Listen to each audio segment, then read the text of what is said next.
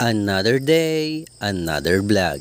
Heto na naman ang panibago nating video. Nagkilaw nga pala tayo ng balakwas matapos nating makapagtrabaho. Tara, at samahan nyo na naman ako sa panibago nating video.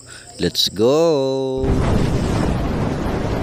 Yo, what's up mga idol at welcome back sa ating channel. For today's video nga ay gagawa tayo ng isang napakasarap na kinilaw. Pero bago nga yan ay pumunta muna tayo sa ating trabaho. Hinanap nga natin ang nakasabit sa linya at pagkatapos nga nito ay ibinalik agad natin ang kuryente ng Barangay Bakawan at buhay na tubig. Kinahapunan nga mga idol ay nakita nga natin si Luwe na may tinda-tindang mga balakwas. Siya din ay isang content creator na kung saan ay nagtatrabaho habang nag-aaral. Kapag wala nga siyang pasok ay ganito ang kanyang ginagawa.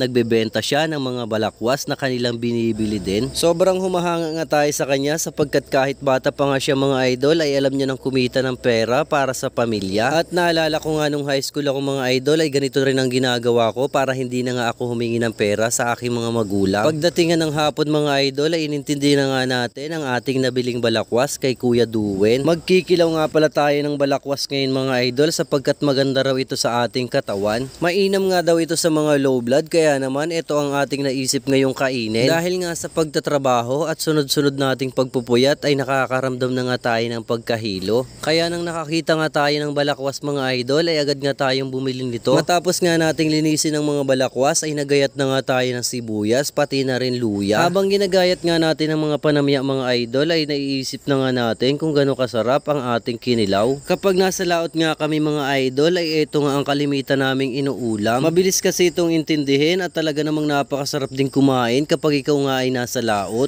Nang okay na nga ang ating mga panamya ay inilagay na nga natin ito sa ating mga isda.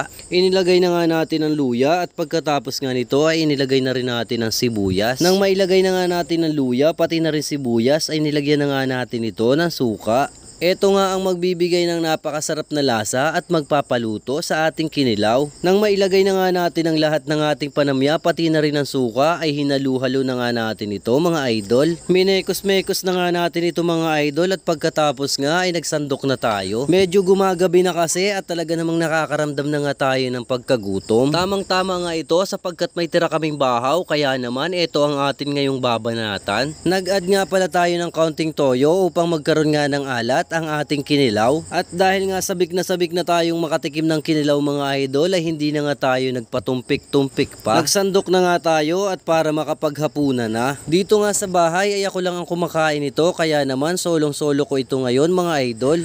At ito nga po ang ating first bite para sa inyo. Sarap. Kain po tayo mga idol. Shoutout nga pala sa ating mga solid followers dyan na palagi ang nanonood sa ating mga vlogs. Salamat sa panonood, salamat sa suporta. Ingat palagi. God bless!